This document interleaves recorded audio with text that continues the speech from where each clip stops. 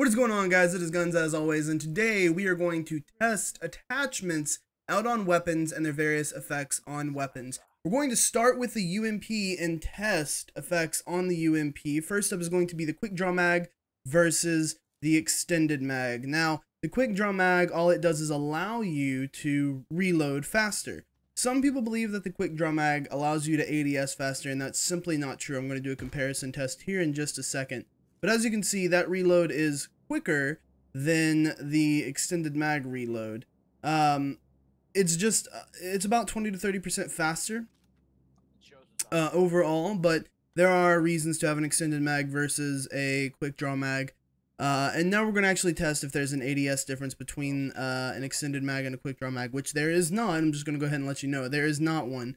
For anyone that does believe that a quick draw mag is faster ADS than an extended mag, I've heard some people tell me that it was, and I of course didn't believe them, but I did need proof, obviously. So this is proof here that the quick draw mag is not faster ADS. It is the angled foregrip that increases your ADS time, or decreases your ADS time rather. So this is just a proof of concept here. The quick draw mag only allows you to reload faster. The extended mag allows you to have a bigger clip. An extended quick draw mag allows you to have a larger clip and reload faster. And yes, an extended quick draw mag does reload as fast as just a regular quick draw mag. There is no difference between them. It's both a fast reload. So now we're going to do, now this is obviously the angled foregrip, and as you can see, the ADS is faster on it. It even says it in the description that it decreases ADS time. And you can see that I'm just able to ADS faster with it overall. So what we're going to do now is we're actually going to do some tests. So this is a UMP recoil, no attachments. So what I'm doing here is I'm aiming at the ground. I'm aiming at the line where the ground and the wall intersect. And I'm sorry, that was with a compensator. That was not no attachments. But I'm aiming at where the ground and the wall intersect. I'm not trying to control recoil at all. I'm just holding the fire button. I'm not moving my mouse at all. So the left-hand side is with the compensator. The right-hand side is without a compensator. And as you can see, the compensator does decrease vertical recoil by a lot. It also decreases horizontal recoil by a little bit to the left and right. Less variance to the left and right. Now, this is with a vertical grip, and as you can see, a vertical grip compared to a compensator is about equal in terms of the amount of vertical reduction that it does for recoil. So if you combine them together, it makes sense that you'll have a large amount of reduction of recoil in your gun. And like I said, I'm not controlling the recoil whatsoever. Now, that did disappear, so we'll do a freeze frame of it and grab the last highest point there. So there it is with just the compensator. And here it is with no attachments whatsoever. So as you can see, compensator, foregrip, very good. Compensator, pretty good. And no attachments whatsoever, the worst out of them all. So the compensator does help considerably. It's highly recommended that it makes the recoil in general much more manageable as a player. I mean, it's almost half as much. Now what I'm going to do is I'm going to test angled versus vertical, and I'm actually going to, because we're running out of ammo here, I'm actually going to shoot a couple of rounds out. It's 1 round worth of difference, but overall 1 round worth of difference isn't actually going to make that much difference, because that was 19 rounds on the left. And this is 18 rounds on the right. 18 rounds on the right, and it's still technically higher. So yes, a angled foregrip does not decrease your recoil as much as a vertical. Angled does both horizontal and vertical. Vertical grip only does vertical recoil. Now what we're seeing here, Echo's doing a demonstration for me here. He is shooting 5 shots with an AKM with the flash hider off, and then 5 shots with an AKM with the flash hider on. See if you can tell the difference. You should be able to really quickly. This is flash hider off, and these next shots are flash hider on. Flash hider off, and then flash hider on. Flash hiders are really good at longer distances. They're not really all that great in close range because they don't really do anything for you. But on sniper rifles at longer distances, or on assault rifles at longer distances, if you're carrying an M16 with a with a 4X or an 8X or an AKM with a 4X or an 8X, they can be a benefit there. They're mostly a large benefit to sniper rifles more than anything, but again, they can be a benefit in terms of attracting attention on assault rifles as well. They will reduce the amount of attention you attract to yourself. Now the next test is, does the flash hider change recoil? So this first set of 30 rounds here from an M4 is with the flash hider on. This next set of 30 rounds here is going to be with the flash hider off. Same method as before. I'm not controlling the recoil in any way. I'm just holding down the fire button. And at first it appears that the flash hider might slightly help, but we're going to do a second test, obviously, just for consistency's sake.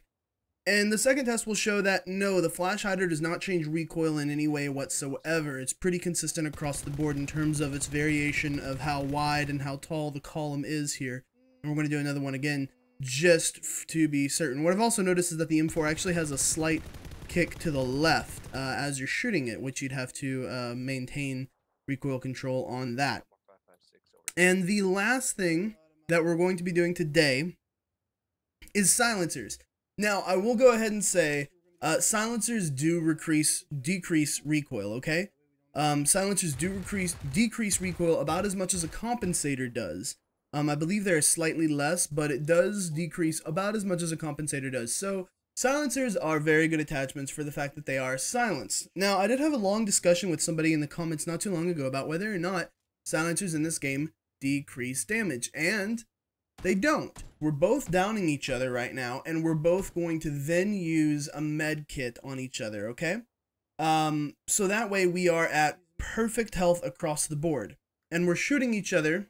We both have level 1 armor on, so it doesn't necessarily matter, but we're shooting each other in the leg. So we're both going to use a med kit here. I'm going to shoot him with the 7.62 revolver pistol. I'm going to give it to him. He has a silencer. He's going to shoot me in the leg with a 7.62 revolver pistol. So there's my shot. I'm going to drop it over to him. He's going to put on the silencer, load the gun, and boom.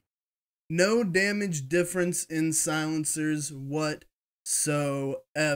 Now, I'll give it to the person that I was having the discussion with. The general rule of thumb in most games, and it was mostly because of a balancing issue, is that silencers would reduce damage because it gives you the ability to be silent and unheard.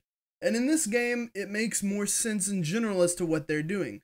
Silencers in this game don't make you unheard. You can still hear somebody, especially with larger caliber guns. You can absolutely hear somebody. So it makes sense that they don't completely silence you or the weapon whatsoever. And in this scenario, where we shoot each other in the leg with it, you know, the non-reduced damage, not using a silencer, I believe, is just kind of idiotic. You should always want to use a silencer. It used to be that silencers back in the day decreased muzzle velocity, and because they decreased the muzzle velocity of the projectile, they would reduce damage. Well, modern silencers do not, and the game is much more taking akin to modern silencers. Modern silencers change the direction the gases coming out the end of the barrel go, so that they essentially split off into separate, smaller pieces of gas bubbles, making a smaller sound, or a smaller sound. That's accurate, though. That's accurate. A smaller sound, a quieter sound overall. And so you can make a 7.62 sound like a 9mm. Which you'd think, well, what's the benefit of that? It still sounds like a 9mm. The sound of a 7.62 weapon carries much farther than a 9mm weapon, and if you're shooting somebody with 7.62, you can easily hit targets at 300 to 400 meters out, even more so. So past the 200 to 300 meter mark, that 9mm is not going to carry nearly as much, and it's going to sound just like a light crack. So it's actually very important for the silencers to work as they do. That's why they don't completely silence your weapon in this game. And that's actually very accurate to modern day military silencers. We do have silencers that can completely silence weapons, and I mean completely silence weapons. You don't hear anything except the slide action. But that usually involves subsonic gamma, which does reduce muzzle velocity, and some silencers, especially a lot of the beefier ones, to completely silence weapons just in the way they are designed, they can reduce muzzle velocity, but usually it's not the case in today. So, PlayerUnknown has been very realistic with how they approach silencers. Silencers do not differentiate between, don't change the damage differentiation. And if you guys don't believe me after that test and you'd like further testing, I have no problem providing that. We do have footage of an AKM with and without silencers, and we have an M4 with and without silencers. And if we need more, we'll get more. But silencers do not change the amount of damage the gun does, which I think is fantastic. Anyway, guys, I hope this attachments guide was helpful for you in understanding what all attachments do in the game. Think about the attachments you're going to use in the next situation you're going to go to and how you want to play it out. Because if you're going to be a lone warrior and you're going to play the range game, maybe you want that flash hider as opposed to the compensator because you want less chances of being seen. It's something to think about in terms of your attachments, in terms of your play style, and how your attachments can help you. I'm Guns. I'm going to get out of here for this evening, though. Thank you guys for watching. If you want to support the channel, you can go over to patreon.com/3gunsdown. You can watch all the action live over at twitch.tv/GUNZGAMES. And you can watch me rant at video game developers over at twitter.com/3gunsdown. I'm Guns. Hope you guys enjoyed this video. I will see you on the next one. GG, everybody.